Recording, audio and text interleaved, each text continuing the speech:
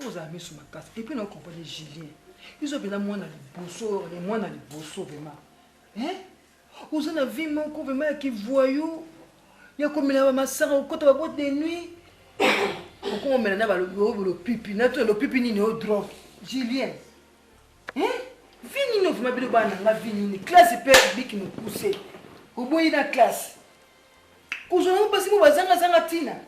Et t'as les qui nous déboulent. Conséquence l'état. Hein? T'as la nègre banée parce que comme la grande fille, t'as la sarana, la farine de Bakoum. A boti na ye, a l'épa boti pour bana basi. T'as la vie à bana comportement bana ye. Et l'eau comme mon côté, à ce sujet, l'eau comme mon côté, qui n'a bana boti de classe boligo. Yo kanga ba jo kata mano bate. Na classe, a liko tanga tati, bana pe ndenge moko. Grand-mère, on a fait quoi? Papa la bino hein. Toko la bino makuwana. Nezo yebisa biso komonika lelo makolo azo bela zo kufa kuna na mbeto. Mutu kokona makuna mbongo na mboko azali te. Mutu kokona makuna kotonga ba vila na mboka oyo azali te. Maman esala nga pasi tango emilera liboso bana nga. Maman nga boti kobota bo mwana maman. Eza ba fondement na yo. So le biso tozo kende gauche droite. Eza yo. Yo le nom so le se retrouver bo au choix qui biso au laxim so nzela te. O même biso vaike. Le look au moment bête tout le héritage à maman. Fou la misou. Oh petit nanga izala posé. Mère. Non attends un peu. Mère. Yo bangay. Essayez banana nango. Donc histoire va changer en côté. Les lots opèrent à Dae. Je serai le responsable. Responsable à la modèle. Ya comme la badia ba drogue, ya comme la masangami langwa, classe kuto kata no banakala ya boy. Est-ce que na toujours en Julien. Yo mo zo temps le ko la papa na mono 26 papa no bo solo là. Attends moi yele auto ba livrer le pain makam tout ba loko tout ba succession l'auto ozulu ka auto na moi yele po tata beta za les états malamu. Nous aura temps comme la ba drogue ya comme la masanga nous aura temps sur tata. Les bidons font la mnoro na bota bo mona kindumba. Oh mère. Ndezaliwa. Non. Dès qu'il wana na bota bo mona mama na bota bo mona na bota kindumba. Maman. Asali ka file njera ba la kindumba. Maman bo mena na moto maman. Où est l'héritage na ça nango? Yo so ofulanga tetali yo. Au fou la matin maman les lois parents maman au fou la bana au fou la tout ça la noté tous les gars sont papa poufi quand tout pagna na tout comme ba yo le bana ni ndo maman la ngasala ngai maman la ngasala kanga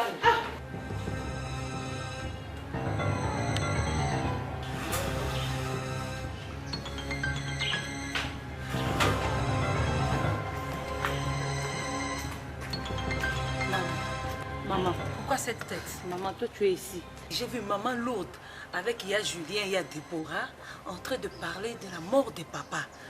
Maman l'autre demande à ses enfants de se préparer parce que bientôt papa mourra. Est-ce que c'est comme ça qu'on agit, maman? Écoutez, maman, c'est fou. Non, maman, mais elle prémédite la mort de papa, ce n'est pas possible. Il n'y a rien qui va arriver. Ton père est malade. Bientôt, il sera en forme. Non, maman, je sais que la mort est certaine et tout le monde mourra. Mais ce n'est pas à maman Kouloutou de précipiter la mort de papa. Elle ne saura rien faire. Oh. Azaka bourrique. Yo so mona tena bana ya boti ba mayele te papa na bino ana mbongo mais ba profiter ba tangité. Toi tu as étudié mais Lina pourquoi tu as peur? Même si ton père mourait aujourd'hui, yo a un bagage intellectuel où tu peux tout relancer. Maman. Tu sais, on peut s'en foutre de tout ça. Mais papa na bino a ba plantation. Bon bazo mona ka banda ko ba biloko. Mais moi je préfère ce qui va ko sala makamwani wana. On prend la terre. Avec ça, on doit exploiter la terre. Maman, papa a beaucoup de bien, je sais. Ça appartient à papa. Mais maman lourde ne peut pas conscientiser ses enfants. Il prépare déjà ses enfants à la succession. Ce n'est pas normal. Sois calme, tranquille-toi. Ma pousse sera pour toi fort, je t'assure. Et puis, il a mieux choisi la diminution. Maman, moi je n'ai pas besoin que papa meure. J'ai besoin de voir mon père vivant. Je n'ai pas besoin de ses biens. Maman ebele zéro na biso boti bango ebele mais zéro. Quel genre de compte? Makwa kokufa te mobali yanga chéri nanga. Kozala kuna kobanga te famille tout ça kozala kobanga te parce que tu dois être là avec moi en Europe. Moi je suis à Paris nalobi ke yoko ya kobanga te kozala pe na somo te.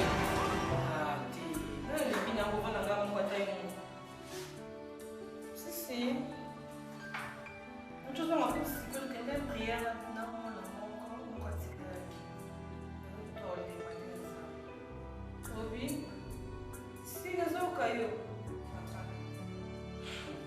Il faut se calmer, ça doit me calmer. Mais il faut payer papa. Tu sais, au ticket de famille na yo ya. Il faut que nous contacte ma famille, nous avons ma famille. Non, on a ma photo, parce que on a un problème, c'est pas un problème, non, mais ton père ici il est gravement malade. Hein?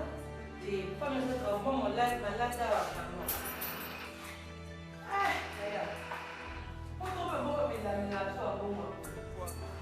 Mais en tout cas, tu es à 8e foyer où il y a poto. Ouais, naza devant tout Eiffel. On dit maté. Ma bende na ma bende soit sala au sukoyo. Moi moulaye on dit maté. Ma bende na ma bende. Tout est fait. Et na mambe sibi penzako. Zabel. Naza la camarade n'a pas mundele awa. Là je parle avec ma femme là. En Afrique. Naza kuna camarade n'a mundele awa. Ah bon? Moko, hein? La société n'a pas besoin de biloko de ma part non siko. On le met le remoroté, des stations à moni kutu telo remor na zo mona té, na zo rappel zo benga moi na za musika na poto alors, gilet moi na liboso azali a. Hein? Yo c'était mal zo bele té on le ngaso ko tamblo ko bika mako. Hein? O tika na bo pole na bana. Peine na uti koloba na. Papa linga bongoté. La linga bongoté. Tango ya aba ya ko solo banda ko solo mbali o za salta boyete papa. Pona ta boyete. Quand on compte à la sorte de ça, on se retrouve bien à le pain, au docteur. Et comme ça, on va y aller. Ça, on s'en qui docteur, on va dire à le couteau. Non. Mutando ya, mutabikate, et t'as l'épée. Et le remonté. Je te fais que tu n'as pas au pain à zéro, le remonté. Alors, tu fais la base bébé. Alors, va bosso, parce que gloire, je bloque à la bango. Ok? Tu sais quoi? Après, ça va la gloire à et puis, moi, dans la photo, musika kuna. On a pas passé ta tête à la poto kuna kala. Ya so ben saya. Mais il y a un ça moi na. Ce soir qui comme belle. N'est que ça me papa. Oui bien ta. Papa malembe. Na kama pe malembe. Yino ngola sanke ya sa mbali nanga. Yino ngola sanke le ya sa mbali nanga. Hein? Boni banga sa beso ba droit ba nanga. Na be testament pour ça na mona. Ama be no kabori bilo baba na mona pe. Na mona ta droit nanga ya ba nanga. Ba na waza ba liboso. Na za mosa liboso. OK. Oh, abi ka te lo so se lo mo oteni. Hein? Na ça na droit nanga ya bilo na mama la de la so. Tout na manipula ça c'est même na sina lembi. Na lembi. Na ça droit bilo. Je vais même parler à maman, elle ne réagit même pas. C'est quoi ça? Attends, ça va aller, ok? Hein? Ne t'en fais pas. Et les filles, vous savez quoi? Je vais te parler avec votre père. Ah bon? Qu'est-ce qu'il C'est ce que nous parlons aussi en Europe. D'accord, c'est chouette.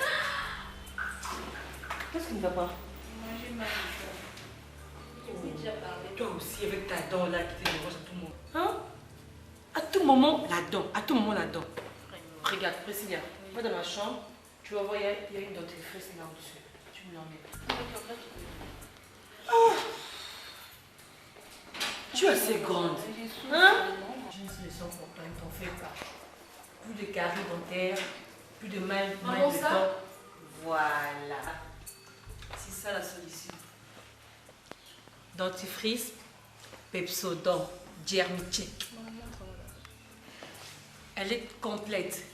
Donc elle résout 12 problèmes des dents. Plus de caries dentaires, plus de mauvaise haleine. Donc c'est ça la solution. Désormais, Pepsodent dans cette maison. Compris? Ok. Va te brosser les dents. Et puis les dents et c'est brossement d'année. Ce qu'on sait sur le lit, il faut n'y gagner. Quand tu finis de manger, tu brosses tes dents, c'est simple. Hein? Et va brosser tes dents. Ok, d'accord. Oh. J'ai très mal.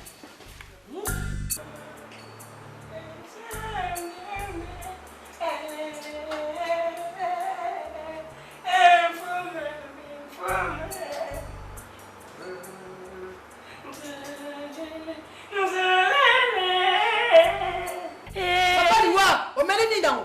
Ah maman. Toujours matanga nde na quartier na biso petit moko ateke biso. Soko ba bien ngana yimbira bango ntimbo. Non, on a besoin.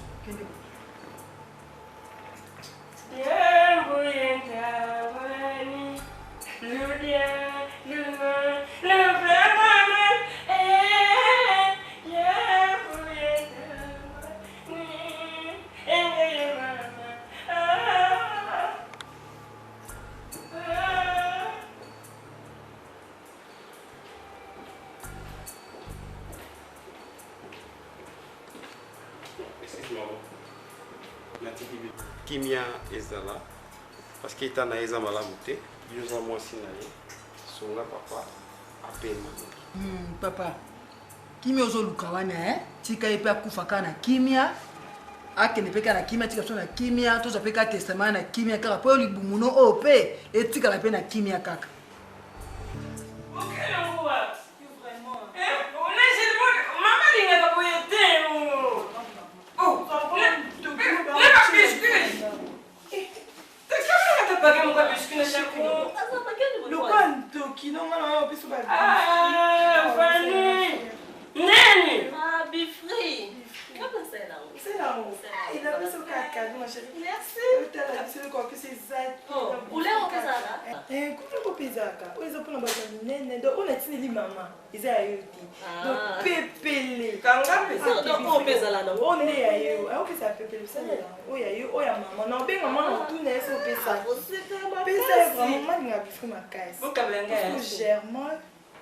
Germain loyo eza pona bon basweka ata basweka intime tokosa nyonso ata olingo sukolo ozwi nefiske bouchon moko ofongoli ka ozwi bouchon moko soki na mamai d'ailleurs olingo sukola ata so ozwi bilamba ozopase yango ma ya suka ozwi ka bouchon moko ya Germain losopi na so otie oyebiki ya bilamba nayebi mais basoins intime nayebi te basoins intime ma chérie ata baso betima na nyonso osangi ozwi kata bouchon moko ya Germain osopi opesanga sango esanga cuisine na de yango wana bilo na ngai oyo papa na bino oyo ndemo te olinga te napesa oyo lokwa koko mutaki nango alika azango kena okulanda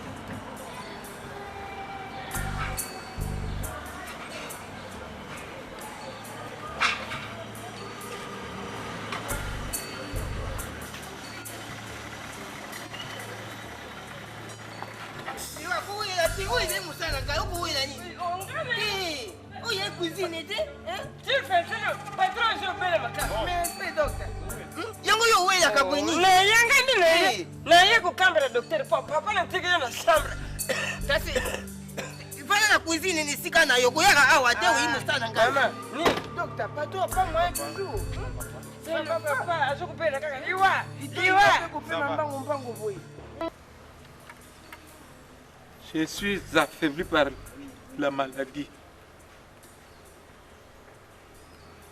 Quand cela ne tienne, la polygamie de notre famille est légendaire. Et moi, je regrette parce que pendant ce moment que je suis affaibli par la maladie, je vous vois, Marocain, Mélina à côté de leur maman. Ce n'est pas ce que je vous ai appris.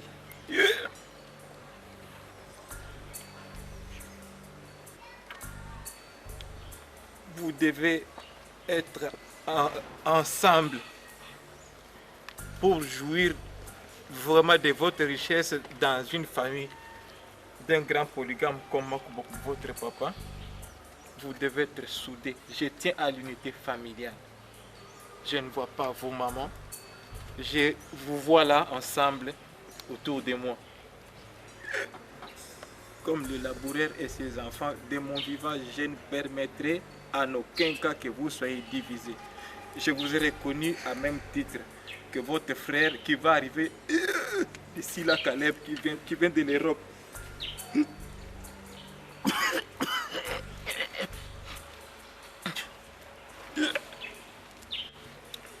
Monsieur Mapo, je vois que ce n'est pas un bon moment pour parler, beaucoup parler. C'est pas important. Vu votre état de santé, ce n'est pas le moment de tenir des réunions comme ça.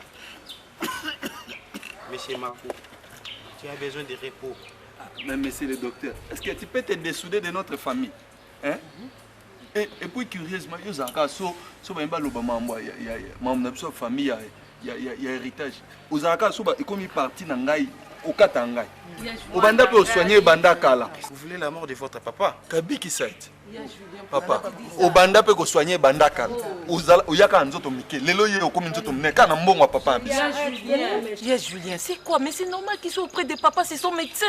Maman, nous voulons qu'il se dessoude de notre famille. Comme elle est mon maman. Mais il travaille ici, il travaille. Et puis il travaille bien. Bon, dis-moi un peu, qu'est-ce que tu es en train d'écrire ici? S'il vous plaît, monsieur. Non. Julien, s'il vous plaît. Nous devons être prudents en tout et pour tout. Bon, qu'est-ce que tu es en train d'écrire? Je suis la secrétaire de la ville de Makuba Kuba. Maman, ici c'est le bureau. Laissez-moi faire mon travail. Non, au maté. Julien, qu'est-ce qui se passe? Attention. Ah, ma maman, non, ça c'est exagéré. Papa, vous avez médecin éternel. Vous m'avez banda kala, papa zobika. C'est toi l'aîné de la famille, n'est-ce pas? Ben oui, je suis l'aîné. Mais ce que tu fais, c'est comme un gamin. Mon titre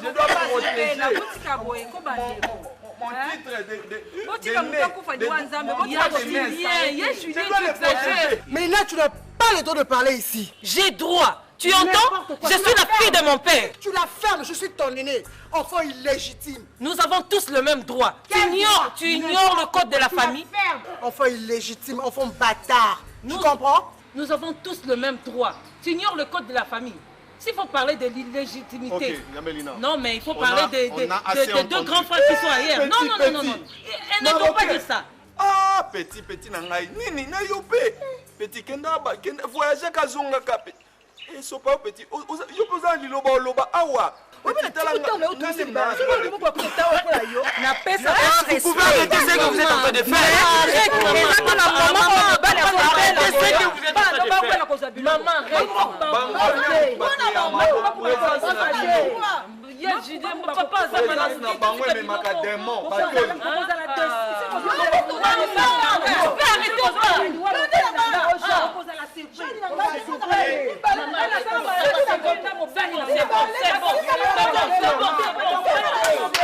Suivez,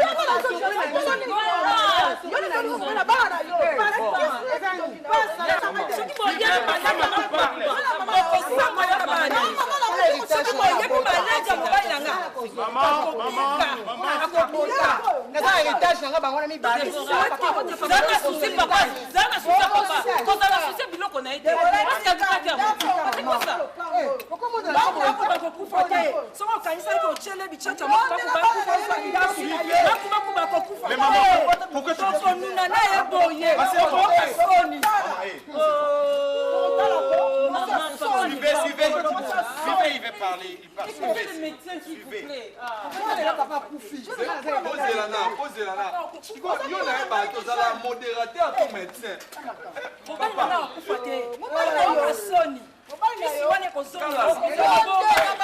sortira ici en courant. Maman, est-ce que tu peux arrêter, maman? Ah non. Qu'est-ce que vous cherchez dans la vie? Vraiment, vous avez Sankara, papa. Vous avez Talaku, Tony.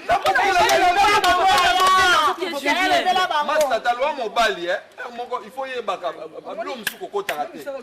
Monsieur Julien.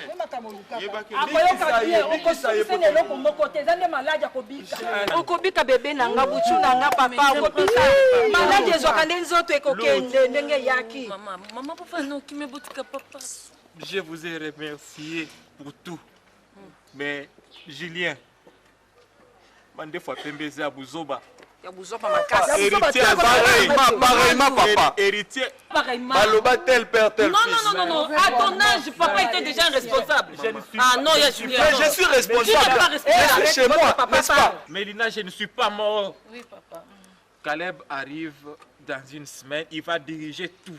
Et puis, tu dois reprendre ta santé, tu ne vas pas mourir. Je regrette beaucoup. Garde espoir, chérie, tu vas pas mourir.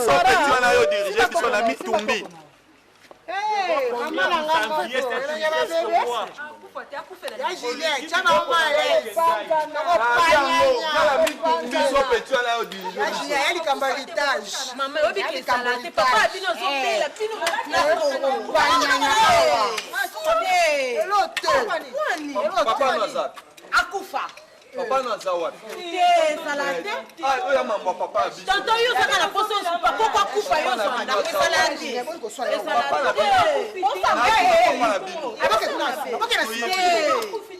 Na pote sama ba famille na ngai na ba famille. Abokela sima kuna, abokela kuna. Mama chamba change pa pamba ah. Maman est comme tout le monde. Abokela kuna sima kuna. Poni boyeko. Maman, o c'est pas mauvais fondement. O suni ni boy susu. Ah maman, te on a boté bilima bien bana penza.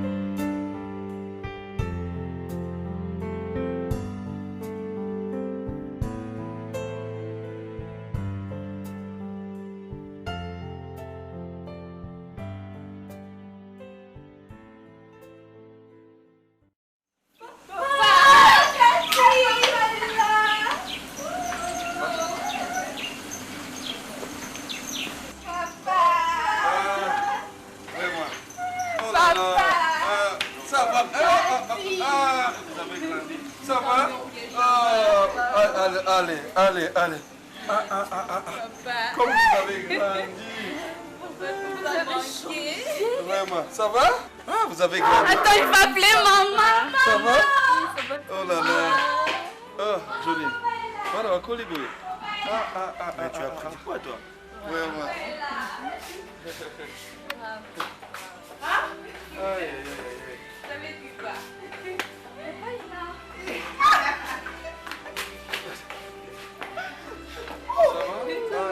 Mais tu nous as surpris comme ça, comment chérie? Non, papa. Quelle surprise!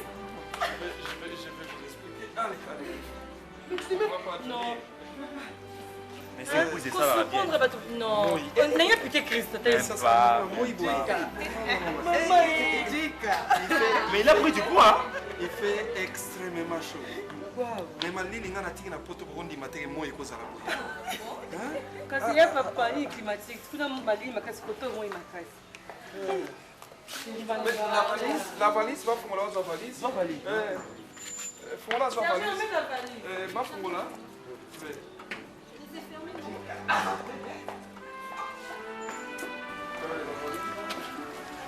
C'est déjà ouvert, papa.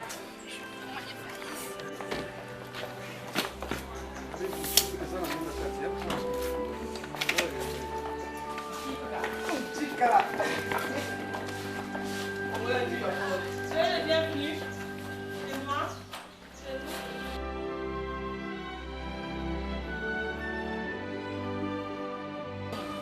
Dès que le programme a beau été, il fallait que je ne sois pas là. Tout le monde va se Écoute, je ne m'y attendais pas aussi. Mais papa a insisté, a insisté, il m'a dit de prier. Et donc il tient à ce que Naya. Il fallait quand même me prévenir, non, cher Rataïo? Ah, bon, moi j'étais déjà. Écoute-moi, Nazalek déjà dans le processus Binoboya. Alors il a insisté, il faut tout ça. Bon, dans mon cas, moi au salon de mes j'étais obligé, Naya. Pour ça, on a dit que papa insistait Naya pour être moi. Il a été pour l'instant, il a été pour lui-même, pas pour venir à la cam.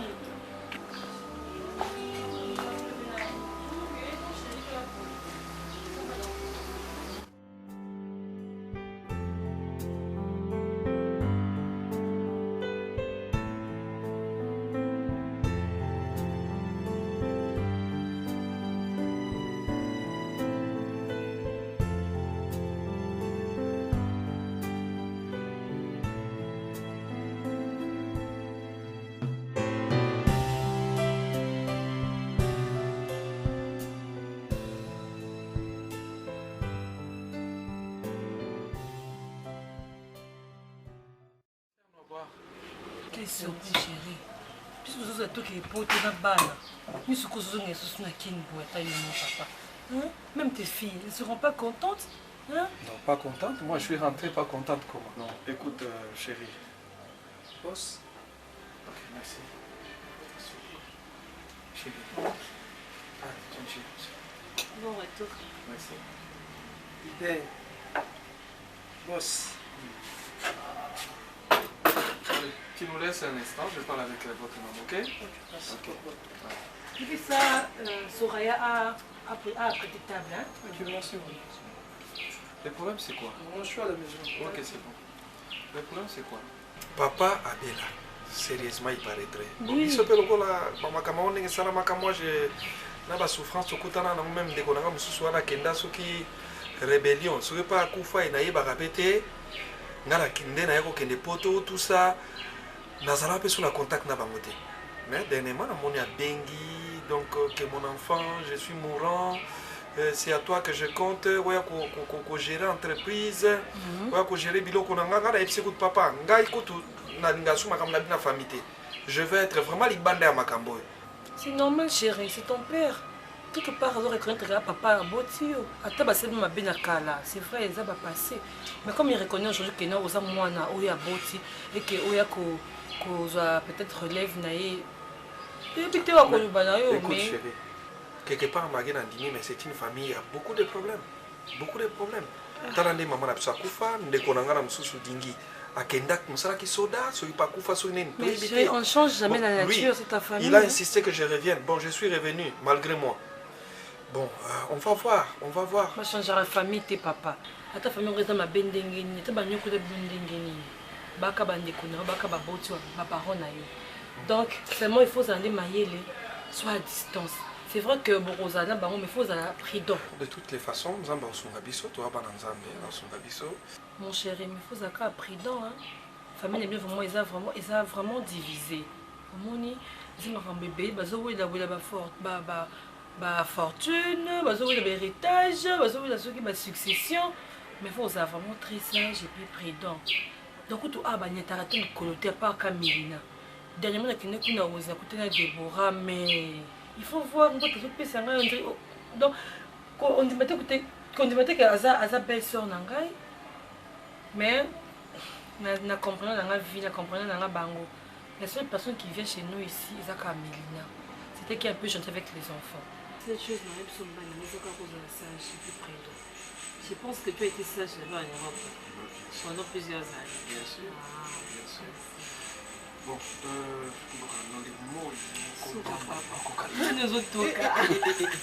mais niveau ya malili na tiki na poto obi na poto ngo malili eza mikolo lokola soki pe tozoyi bate muto areglaka nini koto atie moi makasi na poto atie malili makasi papa nini climatique oyo ezosalamaka oyo sikoyo koto biso bazosoki ya biso moi mpuna ça va alors il y a la table est prête je crois.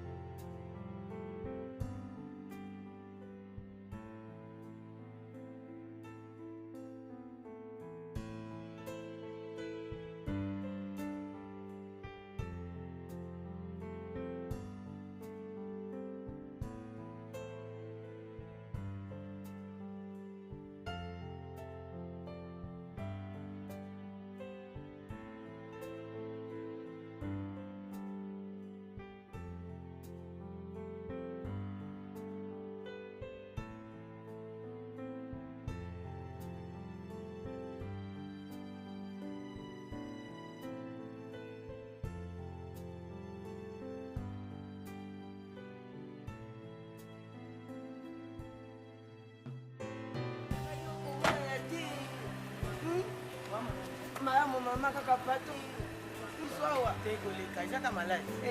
Ala kati kuna madame. Madame asi abana. Oh bato tolukaka na lopako oyo. Papa yeke abana. Patron alali. Ye wana mama bakotambusa ye lokola makasi na wenze. Yo oyo bana patron no. Patron no ko makasi na wenze bakotambusa ye. Nalobi kaka madame. Papa Kandolo. Basakana na mokonzi te. Yabo wana.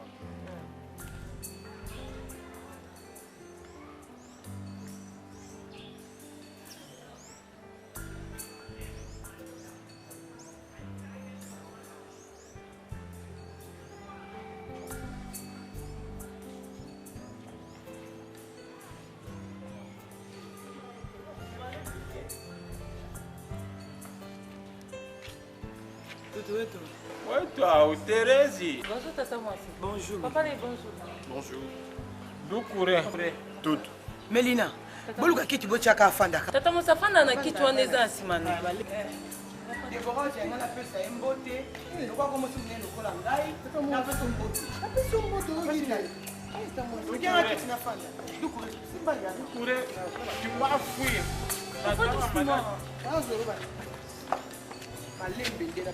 Zoa Tata Mwasi. Eze boga, na biso ko Tata Mwasi ka ba manquement. Bisela mama ne. Moi bisela mama ne. Kala mone. Niwa! Sasa kama kwa kiti la farasa. Ebogele na kiti kuna na liwa. Tatu kazi.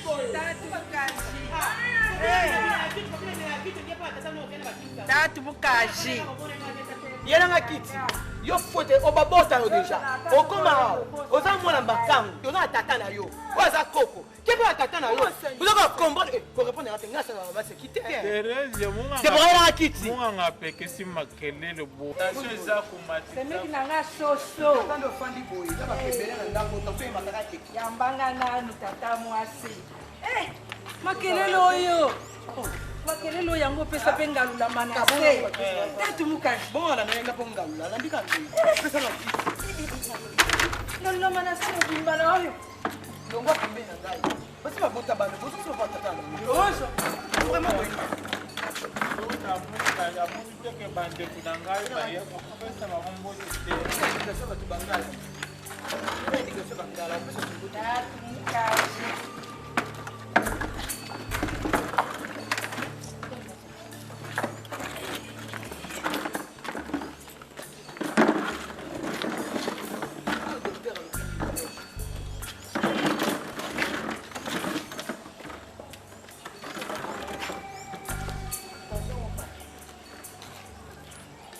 C'est quoi docteur Lobini?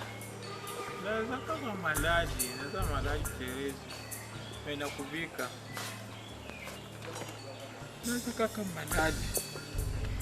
Wakanga naza na cardiaque, naza na prostate. Eh! Boni na moto so papa. Yo na oloba yo tato yo. Ça respect quoi? Bovana kabona le pango ngo. Papa aza mutu makasi moyen te. Obela cardiaque tendeni. Na tato pena tikine musala cuisine ya ovanda. Basi prostate. Maloba tango nyoso tu. Bane bele boye. Na ba koko bandinji ba mpuku ba nyao. Na besoin sona ka fana ngokende no. Obela zo bela. Ba biso minene na kingo. Biso mami kina makoko na makolo. Biso na kata ba kitu wana zotana mai. Abita so mobala kwa ekuna. Bana lokwa ba koli. Basi wanongwa wana. Ba yaka na e awa. Esa na ka tena mboka na biso. Bana ba komando simba papa bango betazana. Basi mi bana kata ndako. Jean, Lou, et ça l'a raté. N'a pas besoin de besoin de boulanga. Pour elle semble que n'a un fils de bango. Ngato tombo nga maduso zolo likolo lo kwa mosa se mabo ya Thompson. Et venge lo monte.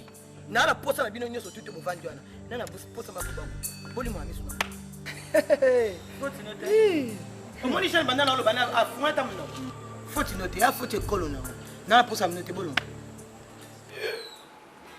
Moni tutu. Moni, okwapo kufa. Moni makelele liki awa tutu. Tielo kolelo konesi. Tutu mani. Okwapo kufa pamba tutu mama. Tu joine salinga bente. Tutu. Ta soupela. Je vous sais que je suis souffrant. Tutu. O tito zo benda no moni bandana yena lo belo te. To benda ni basi na yo bana na yo na yaya.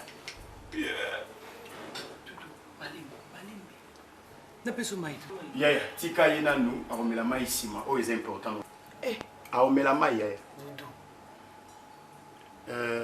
Boye bogangi libanda, yaya gangi, basino balobi, bana bavandi lokwa mulongo biso na bango to vanda to solola. Eza bien pour yo informer bango na ntema mbobeli. Omoni papa nde abotaki biso na maman. Ngabu na clôturer libota. Et maloba koko atikela ngai yo etikala epa ya papa quelque soit mboza mikolo ngam na tikala nango. Alors nalingi na tuna yo mutuna moko. Yo wana zokende kufa. Dukure. Yaya azokende kufa tozomona makambo. Essentiel to yelaki. Bon, nalobi boye. Tout. Est-ce que vous avez déjà temps à expliquer les bota na yo? Que biloko yo zanango eza ya famille ya tata na biso atikela yo. Toto, okufa pas mais ça makambo solo. Omoni tala toto. Dukura za na raison yo kana biso. Toto zela na vanda na nkoke na nte. Toto, omoni kamonde za bo eza likamba succession. Il faut expliquer basi na yo na bana na yo qui va bien auto za nango eza loko libota. D'abord c'est nous. Et c'est nous té eza loko ya tata na biso. Ya biso a biso simba bomengo wana. Eza bango te ke o biso to yoso ki boye so lote. Tout kokufa na mte. Et bongo na tout zela nanu. Yeso famille na en vérité ke biloko eza papa tikela kanga yango. Na saleli yango, c'est comme de qu'on va comme na besoin il y a quelque chose, il y a biloko na biso to kabola. Donc il pense que 1 million divisé par 3. D'abord toloba bien. Non, tout écoute, pardon. Toya ki libanda base ba makeli le wana belebe. Biloko na ngai ko zala ya bino siko. À vous entendre parler. Et pour qui ya biso te, eza biloko ya papa. Moi je ne suis pas mort, mais je ne suis pas mort. Mais c'est l'air ya bobi sabon ki ya biloko ya papa. Et puis ma malade bande benda pe maboya chishiku shuku ba mbasi no bakoya kokota babini bande ko ne ba fini. Et où c'est raté? OK, ba na makio. Biso to bomi. Koko kufaka nango, papa kufaka nango. Kombo ezolanda. Yango monya tana le wisi na boti na kozokisa kumba mako ba. Avocat na ngai fwala ya wana ebita za kutraîner. Avocat aussi. Je suis parti dans le côté à famille pour la et puis tu y es le campagne n'a yaki ya molo. Mon avocat tu as le courage à moi na besoin avocat no tenga mbai na toi na avocat de sa famille. Du coup partage avocat na pour osota la moi no kaka boy. Ya moto yaki tu za avocat zela na. Bonsoir avocat Zela papa. Tout ça c'est très important la famille à succession. Yo fanda na tozoza. Yango mo di kamuna ndukure to yela kia. To yaki a pour les disao bo moi nous occuper été. Vous autres état ko ya des fois na ndako nali. Bas no ba ubini. Kaka seme ki na le wis asa ile kese ke me. Azana ba bien na yo ezali. Yango to ye awa. Na biloko nyuso ya papa o ezali kwa yo ba do bela zo suma kasa digité. Yango to ki to tchek ko radiri. Chana ne jiba cha kuikila ngane no to postro na avocat. Tout le monde a dit bah quoi qu'il a mis sur le c'est que peut-être l'avocat a dit se mettre Manzi la Zali Michel Manzi la Zali ah oui c'est tout sur toi l'avocat la biso excusez donc vous peut bien avocat non ton son avocat non t'es avocat tout biso nous tous en avocat na biso et puis bah avocat bah ibi droit bah ibi loi ya famille le quoi bah maître de Kassimbom bah Néné Fwamba avocat ma kolobate ke de bosola na avocat nanga o de biso to ah ezela na papa bosola na avocat na biso salami non et moi je suis pas un avocat mais c'est la famille malade mon cher maman on ne parle pas de succession ceux qui montrent non la biso ya la biso succession ya yete ya tata nanga bongo ya tata nanga maman je et ça kufa 30 ans yango ce n'est pas un problème succession écoutez koko fasiko yo te no bela bato vérité on va na ba so ba na ba koko ba choma kela kufa te te ko mama ma succession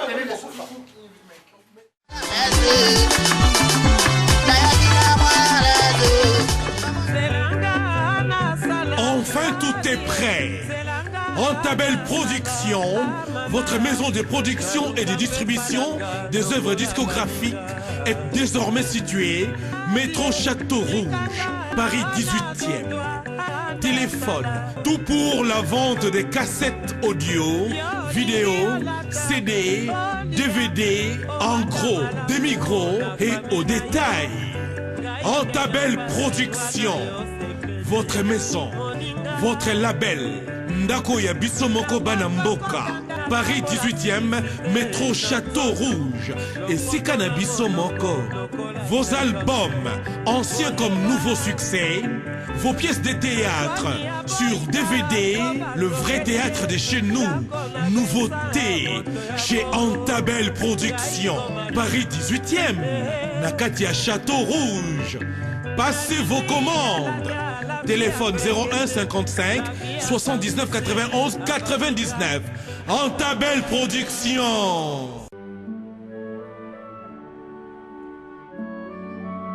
Déjà, tu as déclaré na biso ba dédouaner. Oui, showman. Viens Micho, oui. A dédouaner en gros et puis nazo salosini. Ok. C'est bon. Ah non, père a sa maladie. Bon, nazo salakaite. Oyeka paramo bado konza okonza liba mikolo bazokotika note baza simple za simple tika bayaba konza apota okufa biloko boye o bandoki bandoki ozandoki ayo moko qu'est-ce qui se petit na nini s'il vous plaît Julien, s'il vous plaît Déborah, vous êtes ma famille. Je suis là pour sauver notre entreprise, notre propre entreprise familiale, s'il vous plaît. L'entreprise. Moi j'habite les Rocs. Naïe uniquement pour sauver l'entreprise. Il y a papa Nabisu. Papa Nangaï, papa Nabilu. Tu vois, nous avons la crise de légitimité. Banan baza bana légitime, banan baza bana légitimité. Je ne suis pas venu pour ça. Je suis économiste de formation. Dans la gestion d'entreprise, papa a rappelé de l'Europe pour que sauver oyo bomengo yé azana logo la zobela. Dans la gestion d'entreprise, papa me rappelle exact. Papa. Et puis les autres gestion pour gérer botano na malem beton pour gérer na biso ba mikolo atayo moko. Et puis tala. Moi bon va nous vendre. On pas moi. Tu y qui en liste. D'accord, ça va bien papa. Non. Attention chers frères et sœurs. Lupang na vana ke zala yanga moko.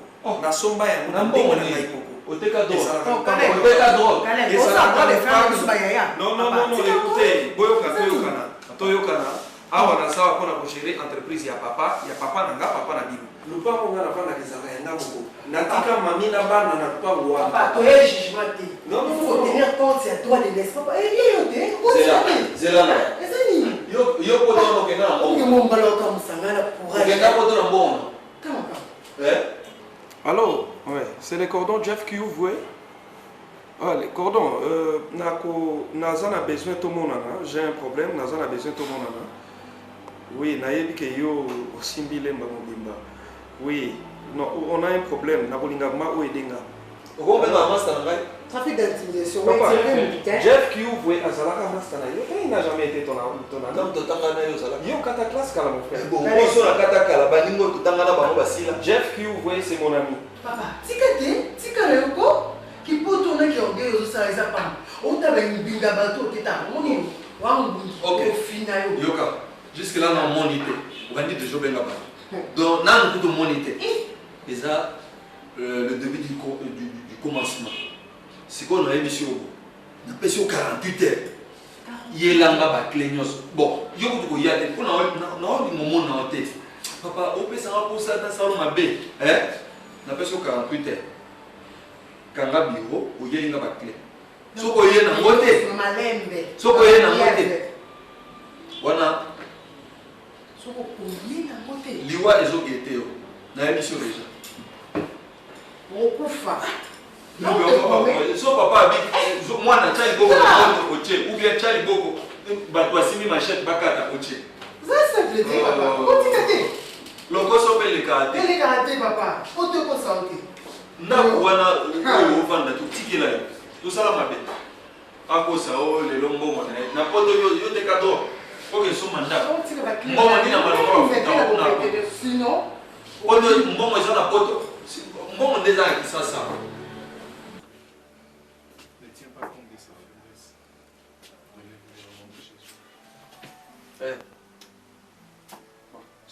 Mais grand frère, tu ne vois pas qu'on est en train de prier? Est-ce que j'ai dit le contraire? Ça se passe pas comme ça. Hein. Espèce de pibère chevronné. Sors. Bon, petite sœur, je vais parler avec mon père. Libérez un peu la chambre. On arrive, papa.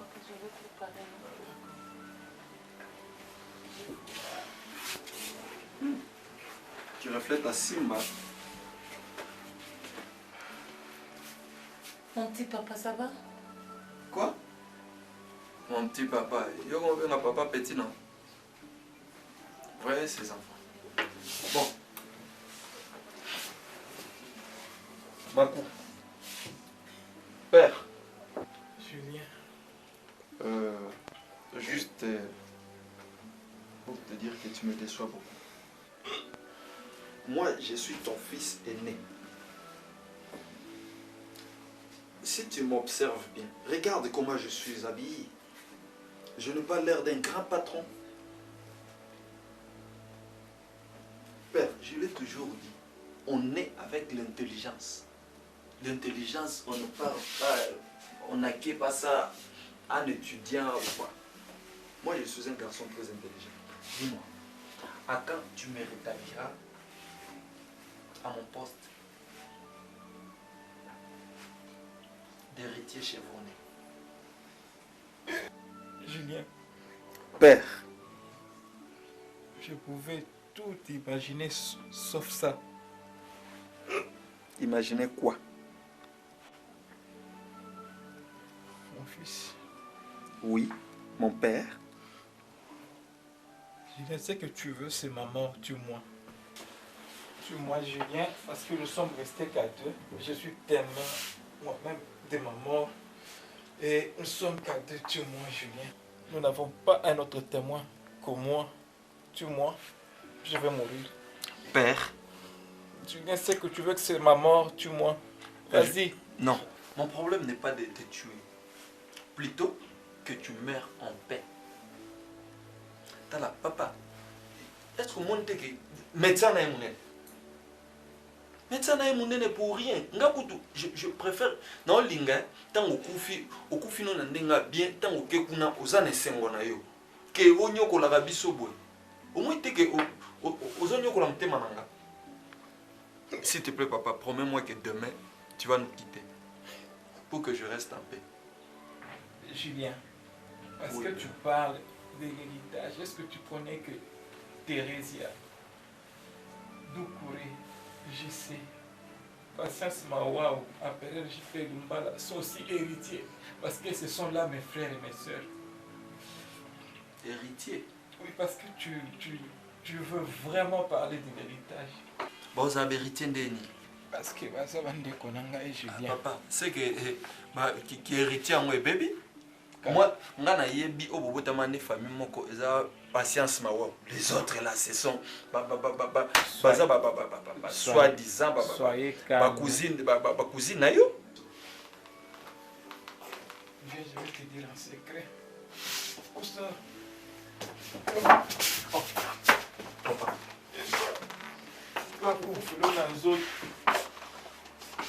Julien.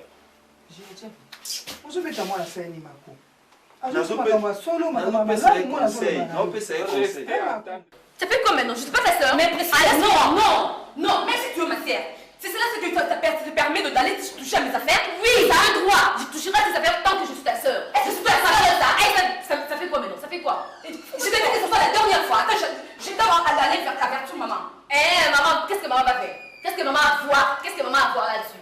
Laisse-moi. Mais je mérite ça parce que tu es très impoli comme ça. Après tout, c'est mes affaires. Attention, je te dis. Moi, je suis jamais allée toucher à tes affaires. Tu fais pas, tu laisses. Je t'ai interdit. Je t'ai déjà interdit. Je sais même pas le moulin où maman va faire mal à ramasser. Et puis, tu te prends pour qui dans cette maison? Hein? Tu sais pas qu'on m'aime plus que toi dans cette maison, chez papa et maman. Et puis, je t'ai dit, hein, si tu continues comme ça, tu verras. Je te montrerai qui je suis, je t'ai dit. Priscilla, c'est quoi ça?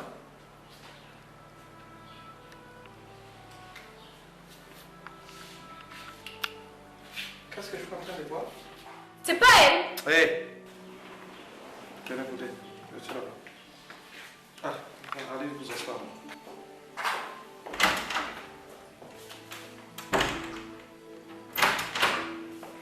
Ça, en tout cas, je ne vais pas de ça. Non, de la cuisine. Je ne fais pas ça. Mais c'est quoi ça vraiment, hein? Tout ce que je suis en train d'endurer, tu ne sais à taille de comment éviter. Oui, calme-toi d'abord, papa, pardon. Désigner ça la famille Nanga. Maintenant, ça doit être dans ma maison ici. Je viens, je trouve ces enfants en train de discuter. Calme-toi d'abord, chérie, s'il te plaît. Calme-toi. Ok, je veux que tout le monde se mette. Sergine, hein? Mettez-vous.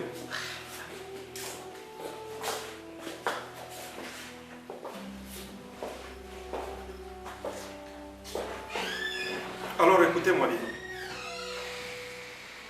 Je ne fais en aucun cas les problèmes qui sont en train de passer dans ma famille se retrouvent chez moi. Tu es la maman, tiens compte de l'unité de cette famille. Plus question de disputes inutiles. Papa, c'est c'est quoi ça? Ah, tellement. Les comportements sont tellement mauvais, vous ouvrez dans la même taille. Non, mais toi aussi, tu es l'air quand tu n'as pas quand même une bonne éducation, une des arabies. Papa, je ne comprends pas. Surtout Priscille, c'était la promotrice. Hein? Il est quand même de bonne arabe. Oh, ça 35 ans, ça 35 ans quand même, il faut plus de respect. Ok. Soraya, tu es l'air temps. Na banse qu'il faut que Kimia est à la nanda. Papa, Soraya, c'est ça maquillage, elle talent, elle s'accorde ici pantalon. Aki papa nana, aki papa nana.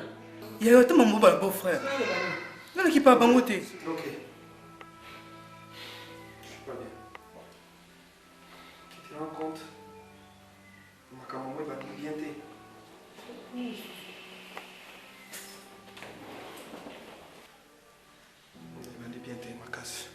Papa, qu'est-ce qui ne va pas? Quand on a pas d'air sérieux, boy.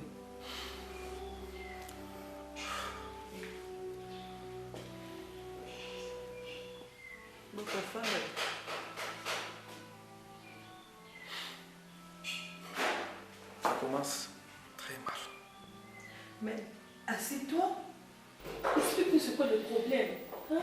Quand il m'a posé commis de balbaboy, c'est quoi on peut expliquer ce que l'on doit comprendre le lien.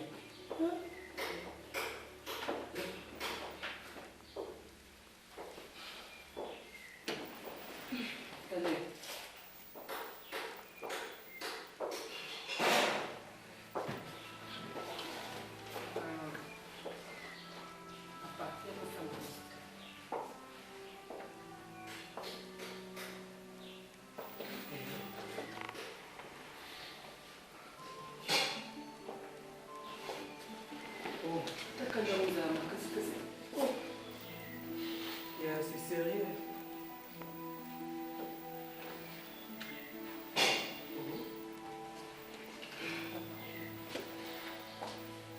Bien à son.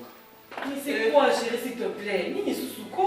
Tu te rends compte que donc papa débarqué, papa Nikoloba. Papa il m'a débarqué, et ça, mon problème, papa n'a fait. Pardon. Mais c'est pas c'est la solution. J'étais à Paris. Et ça va dans la tika makelele. Na kotinda bombe moko wana.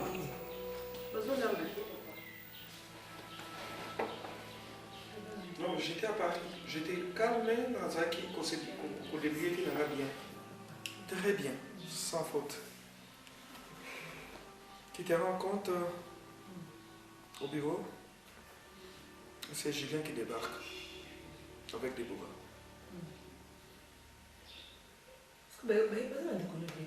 Non, voyez pour la longue sauter. Babo manga, ce qui n'a tiki entreprise, ils vont me tuer. Ils vont me tuer, oui. Ngai Nazali, tout ce qu'ils ont dit. C'est ma mère qui était légitime. Maman n'a pas légitime. Maman n'a pas légitime. Et nous savons très bien. Cause ya mort ya maman na biso, moi et mon frère, les lois qui n'ont pas ma rébellion, à quel team on a qui n'a pas soda. C'était par rapport il y a au problème surtout que oui, lui Julien ça colo parce que maman la maman zala maman ya papa na biso. C'est ma mère qui fut dans cette maison. Et jusqu'à ce que maman na biso n'aime pas femme légitime ya papa Makou. nde ekosala ke mama na bango asali manigance na ye akoti na famille wana aye na mwana déjà qui était Julien oyo babotaki libanda nde ye Julien abima mokolo Julien a réclamé richesse que yende mutaza nani soki héritier par rapport à quoi? Si on doit parler d'un héritier ou azarek peut-être moi na liboso légitime c'est yana biso dingisoyo ou le loi bunga. Hein? Bakobumanga, ils vont me tuer. Ngana pour prouver que moi je suis intelligent. Papa tika no kaka. Tika no kaka papa na to yo zenga yo pardon. Utika na bana mikolo boy non suka na bango wapi. Hein? Obi grand frère est capable de tout faire. Mutaba drogue, mutaba ba milangwa. Oyebi Julien très bien. Tika no kaka. Ozo le remplir nous a déjà ndako. Mais nakowele là en quoi? Moi je suis on m'a fait revenir. On m'a fait revenir mamie, on m'a fait revenir Namboka pour aider papa. Dans la famille où personne n'a été vendu de l'école. Lui Julien, il est dans la vente de drogue. Et aïe banyaka comment on dit comment boire drogue. Je suis la seule. Écoute-moi. Je suis la seule où Nathalie na sisi na IPC na salle économie, na salle licenciée en économie na kena poto. Na continue métier na poto. Papa s'il m'a fait revenir c'était par rapport à ma capacité je suis le seul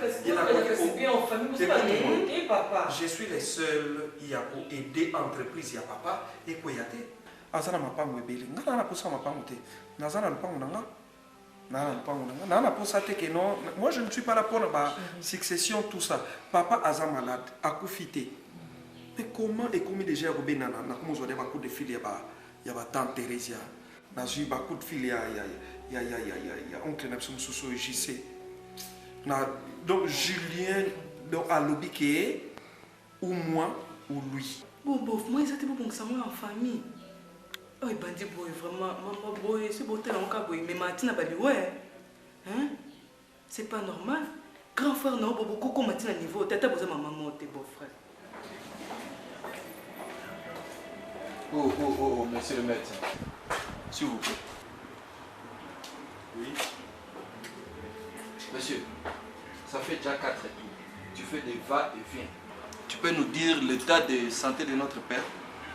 Bon, ça s'améliore petit à petit. Papa, sois clair. Mais je vous dis que ça s'améliore. Je ne peux pas tout vous dire. Qu'est-ce que vous voulez que je vous dise? Papa, yo quand ça au moi na biso. Papa, na biso la clair, hein? Pour les alliés au Jameson la confusion. Nga foot banda kala il faut voyager. Mais moi na ça va voyager na ngate na tante père soka ku fimba moko pour na zo ba charge na nga. Yo quand c'est charge za muke. Charge na olinga na même. Hein? Bon, monsieur Julien. Je ne peux pas faire ce qui est à l'encontre du serment d'Hippocrate. Papa, tous a besoin d'Hippocrate. Yo le bail que ça médecin. Biki ça est, so koko biki ça té. J'ai dit que ça s'améliore. Papa, ça la clair, hein? Ndenge zali na komi ko ya na lalia lelo te lobité. Naza ku na ba master msu na benga na mi père. Siko olale, ola ila nini? Na ola ila pour ne ton papa, mais pour na oser ali wana hein? Papa, komi na âge. Je vous dis qu'il est komi na âge. Il n'est pas mourir. Papa, à vivre ndé. Mais tant que yo ko kufa liboso. Na kufa liboso na ndé. Ya bota mel liboso. Ngasko na kufa liboso ndé. Papa, il faut qu'on fasse des bossos. Yo, si tu veux parler à ton frère. D'accord. Maman, Nini. Na pour maman, yo mon moto. Ah, bon Nico. Pour s'agiter pour rien. Non, non, moi aussi. Mon médecin, allez, j'aime. Non, récupérer la facilité ne sont pas pété. Yo ko s'agiter te yo tikela non s'en charger na yé comme ça, tu récupérer me ramener sur ça na boko. Hein? Après histoire on récupère ça les chaînes. Vous bagnez mon quoi? Les cas. Tu prends pas. Tu prends marteau.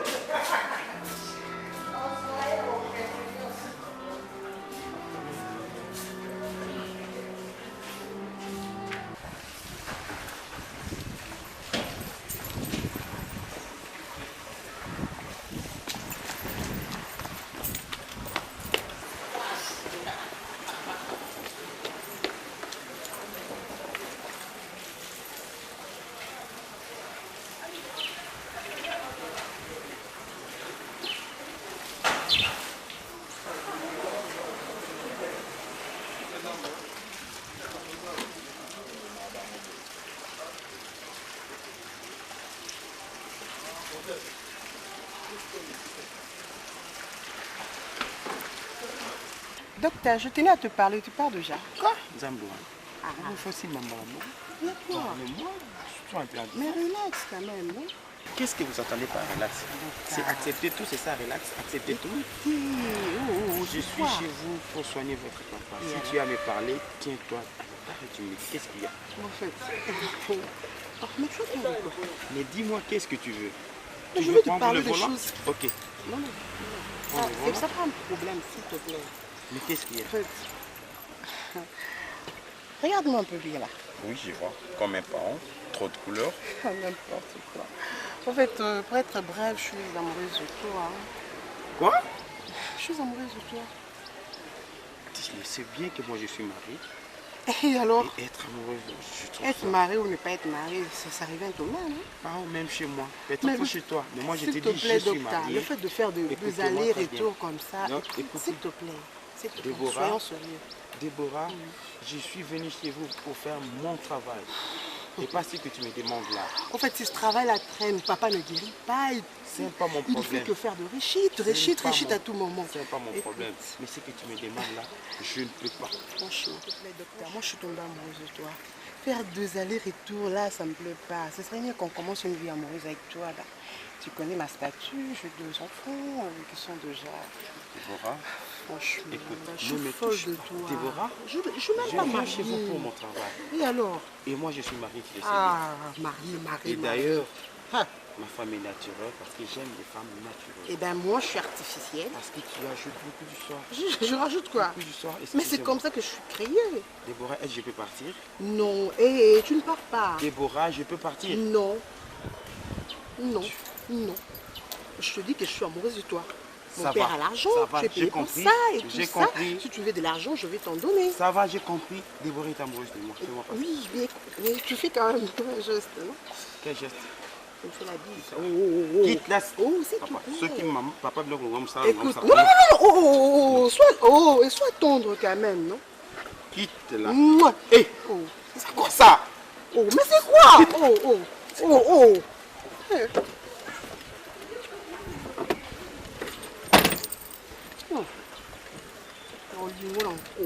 Déborah, je suis mariée. Je n'en dis qu'on vient pas mariée. Qu'est-ce que tu veux insinuer par là?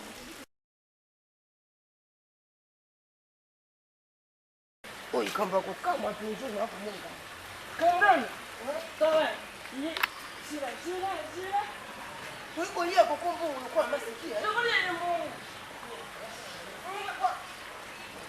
Non, non et non.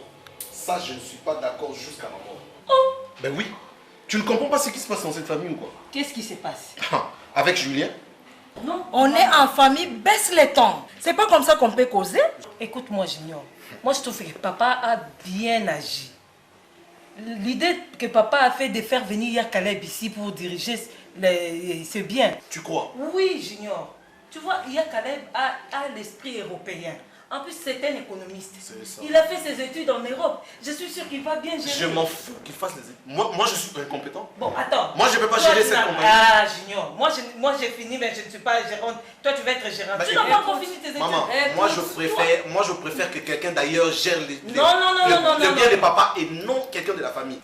Ta sœur là a des compétences pour assumer cette responsabilité. Maman, n'oublie pas qu'elle est une femme. Être les femmes, ça signifie quoi? Maman, Mouto yazo lingawana ko uta libanda ya ko travailler bien alors qu'il ne connaît propre ça vraiment il y a quand même ça ba compétence nyoso ngana moni mabete Junior depuis quand tu tiens ton fils. Maintenant tu dois causer lokola bande kono bana maman mususu. Donc biloko Julien salaka na oyo siko lingo sa ilanga depuis quand? Votre papa est malade. Akobika, mutunyo surtout abelaka abikaka. Mais nazo yebate, esprit ezo utalabino wapi. Dimo ben nanga kufa. C'est toi. Je comprends. Na lingi te bo se comporter ne ba jile ba se comporter. Boko bikaka liwa boza motema moto. Yango vraiment makamba polygamie oyo Bolinka liwa muto ko bela bika. Makamba polygamie oyo. Gata na kutana na papa na bino na ebaki te kabala kia. Ah oui. Ah mais comment? C'est quoi? Il va sonner ici. Mais maman a bien gagné. Il va se blesser. Tu dois aussi changer les noms, hein? Ah, oui. J'ai parlé d'autre chose. Puis, maman, ils appellent mon bébé ABC. Pour le bébé, maman. Maman, en plus, il y a un enfant. Ma jeune est la femme sage de papa Marco.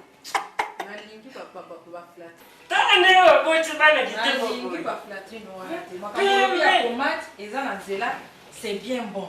Mais ma cambo ya kombo na on a le bi changer même le révérend François Katembo lobela ka makambo eza na balia. Bien sûr. Mongo na kombo wana. Nga na Juliette. Nga quitte là. Je cause avec mes enfants. Merci. C'est bien. Longo. Même ba mikolo. Mais c'est quand de Sabine, après que Sabine pas na makambo, elle pas hérité sa papa. Quoi ça pas parler. Je l'ai pas tant pour la pina. OK, merci. Ah papa kabine na moto. Je disais ceci.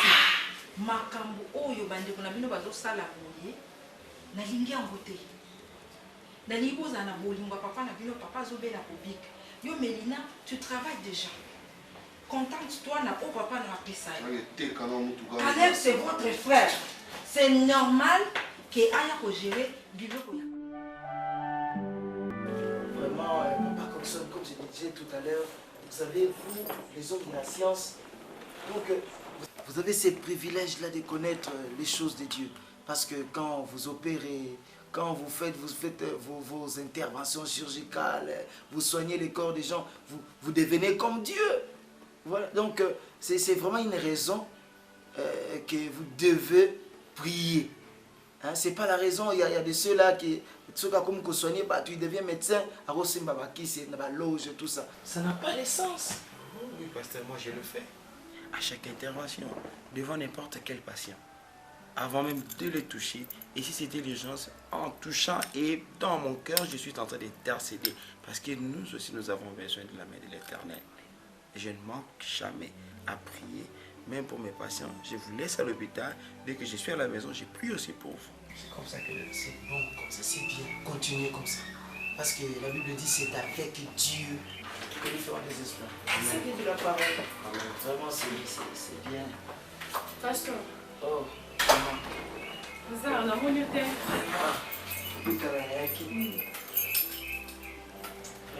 Boni. Oui, ça va un peu. Ravi de vous voir encore. Merci, moi aussi.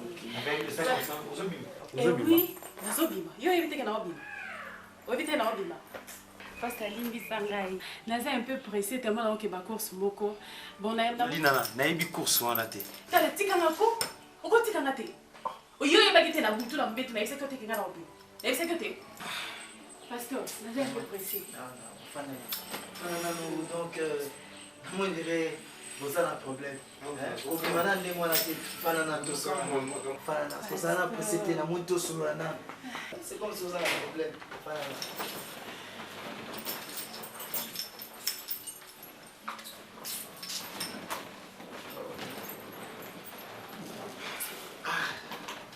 Vraiment ça tombe bien. Hein, maman, mon tension est bien. Papa Coxon, qu'est-ce qui se passe vraiment? Y a-t-il un problème? Oui, pasteur, il y a un problème. C'est monsieur au besoin de nous. Parce que nous avons coqué du sauté.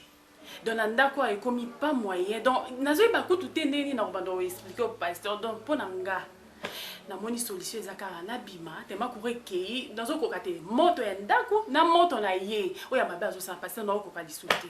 Parce que pour nous, nous avons habité.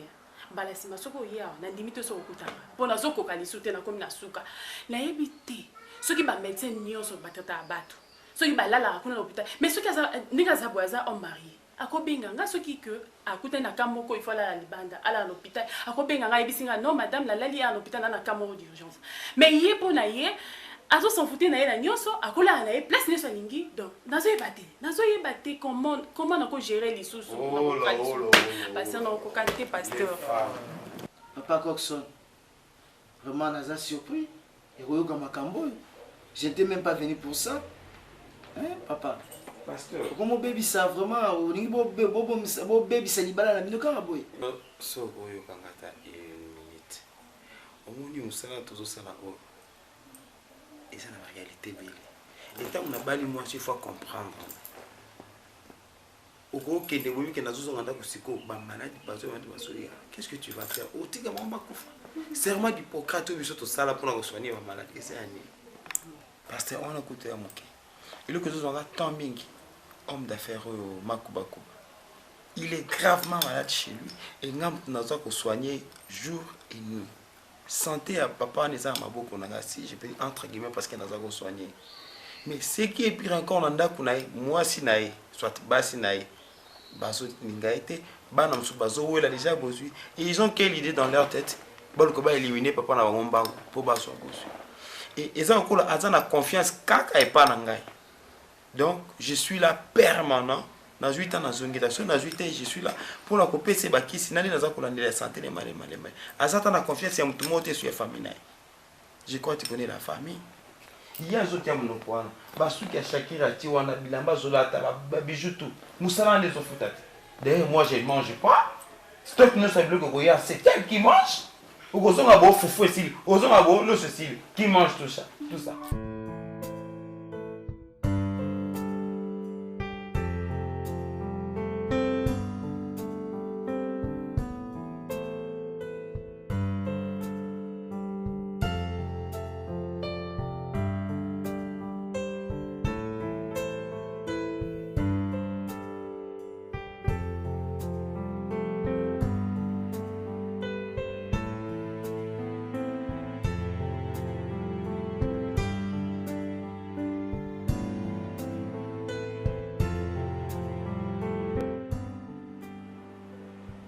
Julien, yaka.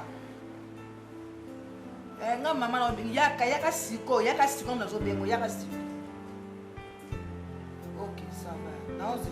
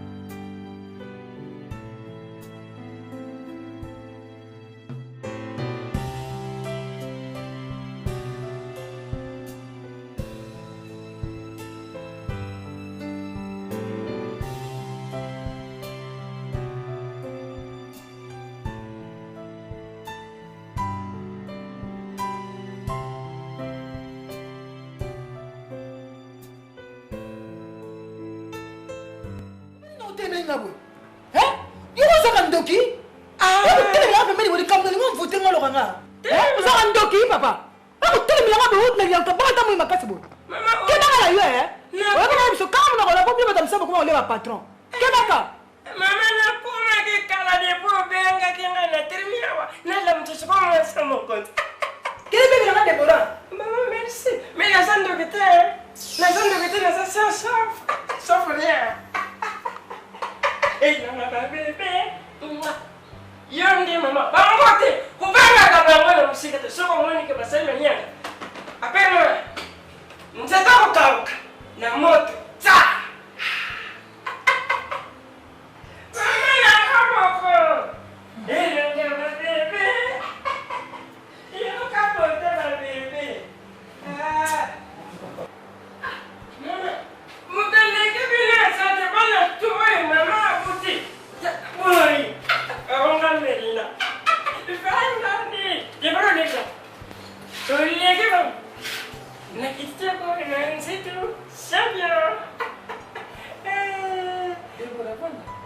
Une minute de silence pour Mommy. Mamie. Bébé.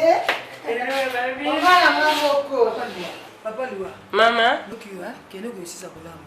Papa Labino, est-ce que docteur a ça qui? Maman ça, na mona ki docteur akutaka na kati. Ça va. Maman, oya kumeka na bina. Mama nesa basa koni ya kukaoka. Sitako baka wana moto. Papa Liwa, quelle est la cuisine? Bome ngo patron sa ya bino pa ngana za pa na bino. Moko kuterme na bino sati. Ngana za pa na bino. Por bino. Por favor. Yes.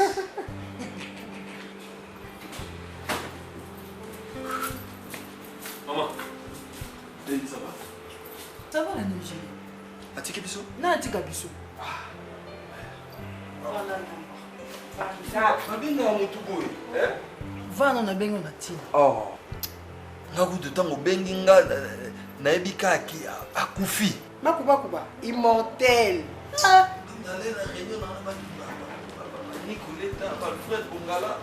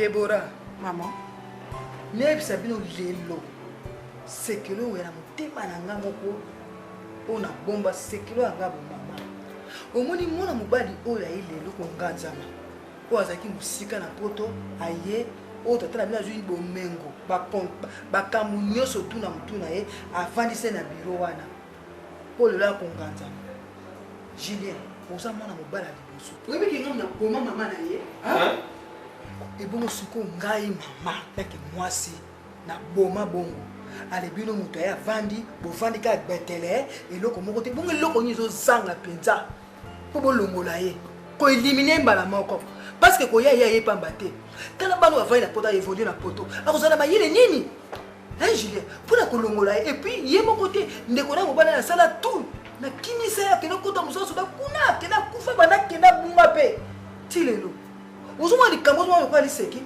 hein so le papa bino mapo ati mfula se ma mwana bala olia kwa na mungu so mwana liseki ndala boma mama bana na buma ya limwa pe kenda kufa atsila pe pende ko neona pe na limu isa ya kenda suko bakenda kufa alors ka bakata mwa mbali bukolo boye donc vaino ka pamba ozotika